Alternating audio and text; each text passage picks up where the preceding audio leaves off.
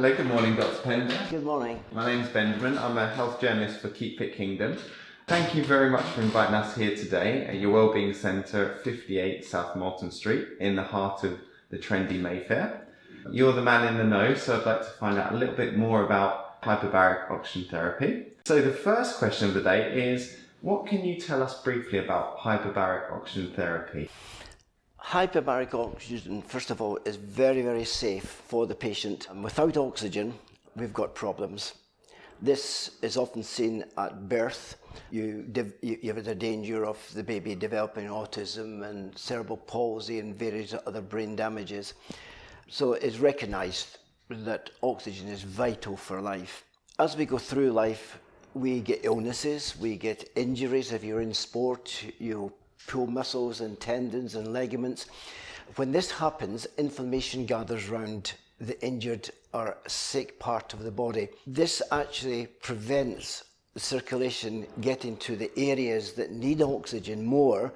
That area has been damaged, is getting less oxygen. So this is where hyperbaric oxygen comes in. It is giving oxygen under greater than atmospheric pressure. We breathe 21% oxygen. That's what's in the air for us to use. We can't take any more in the normal atmosphere.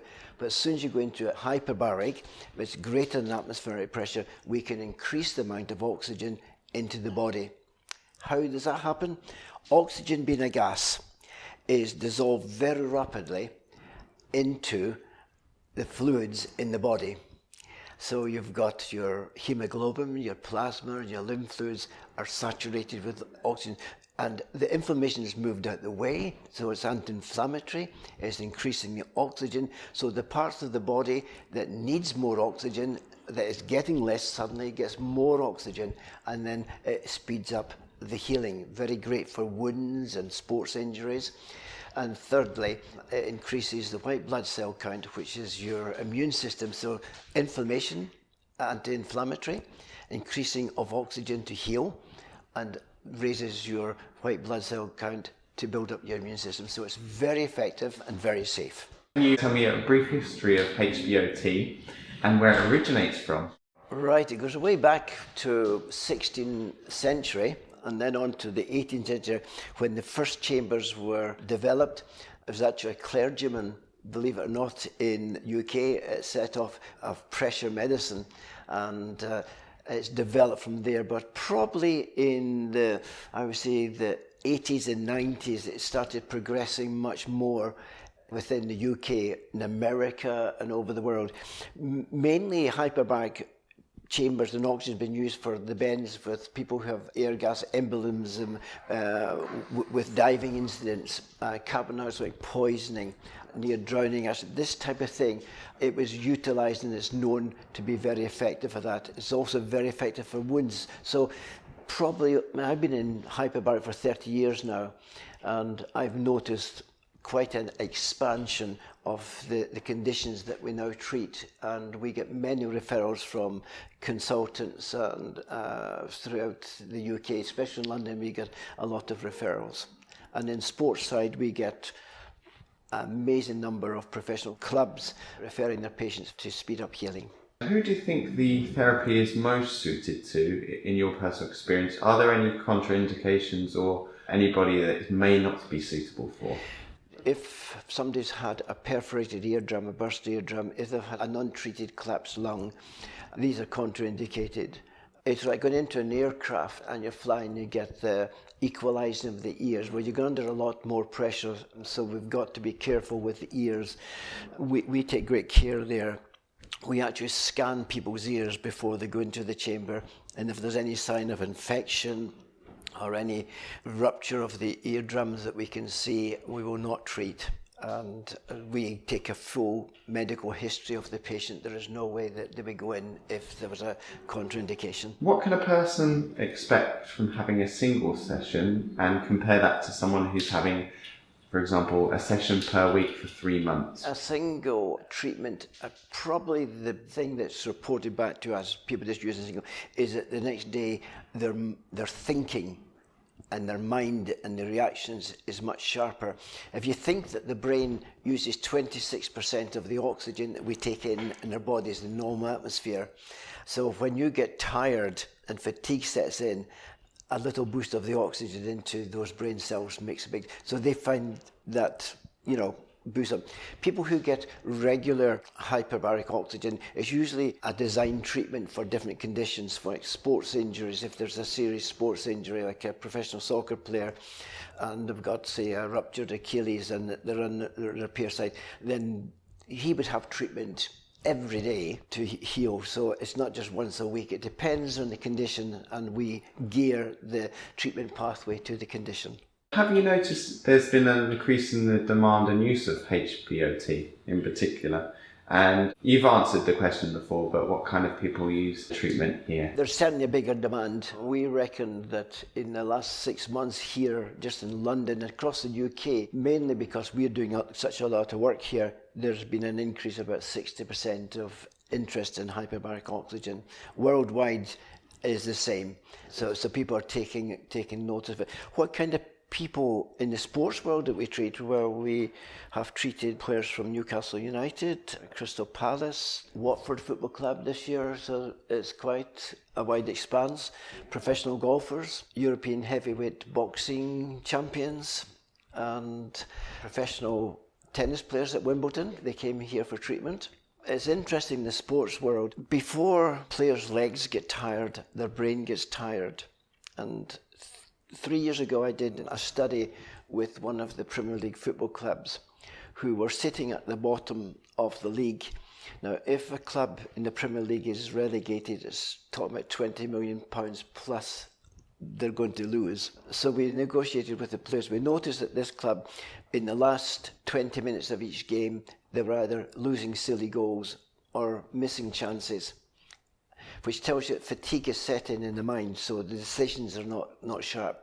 So we asked if we could have their 3 key players, a striker, a midfield player and a central defender. And they came down 2 days a week for 1 month. And on those 2 days, they had 2 sessions each. At the end of the month, we then discharged them back to their club, and their performance physician, he was monitoring, and their performance was raised up by 35%. So this fatigue, tiredness was gone.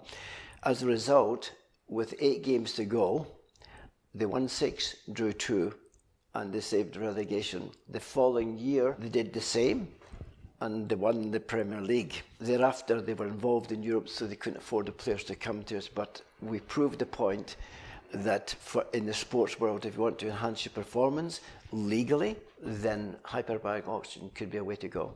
So, Dr. Pender, do you think this type of therapy will continue to rise, and why do you think that might be? I think it will rise mainly because it's effective and it's safe. The next reason I would say that it will progress is because people are getting tired of the pharmaceutical, with the side effects that pharmaceuticals are not demising the pharmaceutical industry because they've made great advances in a lot of illnesses, but some of the side effects is quite horrendous, and people now are much more greater educated on what's going into their bodies and diets and so on. So I think, you know, people are looking for more a natural way of health.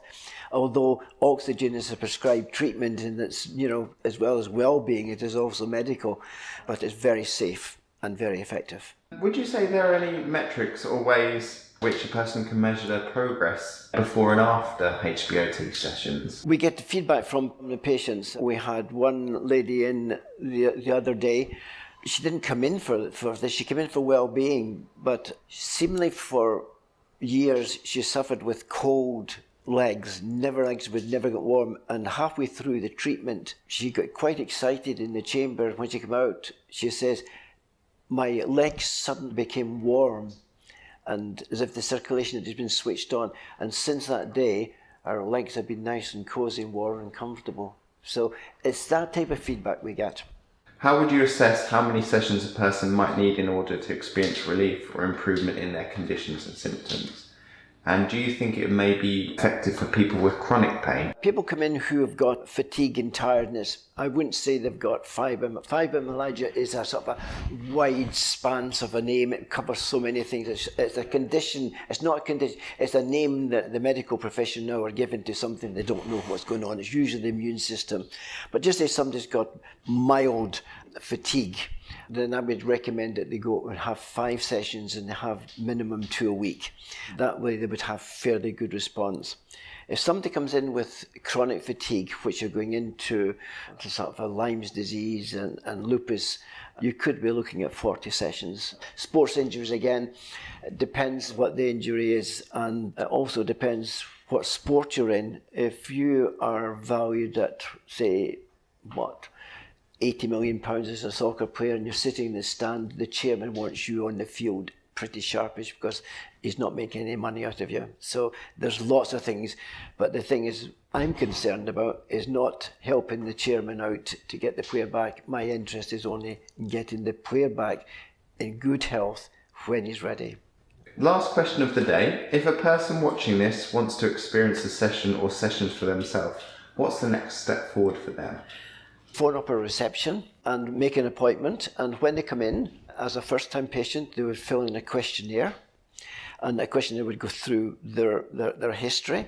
We would even ask them if when they're flying in an aircraft, did they have problems with their ears? We're down to the smallest detail, and we want to know as much as possible, and then we look at it, and when they come in, they get a check of their general health, their blood pressure, their oxygen saturation, run through their questionnaire, and we do video and scan their inner ear, which is very important when you're going to put a patient under pressure.